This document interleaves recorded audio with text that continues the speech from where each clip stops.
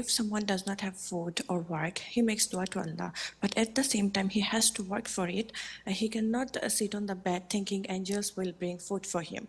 My question is it possible that something came to you that you made dua about, but you did not put effort or took any stand to make it yours? So it goes away from you, or whatever is written for you will come to you no matter what, like a spouse. Jazakallah khairan. وجزاكم. It is possible that Allah Azza wa Jal gives some of us what they want without working for it. So a woman who sits home wanting to get married, and she makes dua, and a righteous proposal, a righteous suitor comes her way and proposes, her family accepts, and they get married, and alhamdulillah, her dua was answered. Did she work for it? Yes, she made dua.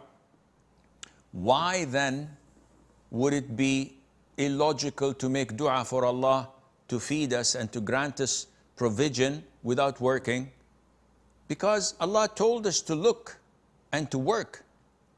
In the case of marriage, a woman is not supposed to go and expose herself and advertise for herself, hey, come and marry me. It is illogical. A woman is sought after. She doesn't go and look for suitors to propose to her. And this is part of her rizq. There's no problem in spreading the word of mouth or registering in Muslim matrimonial websites that are trusted. But there is no conflict or contradiction, inshallah.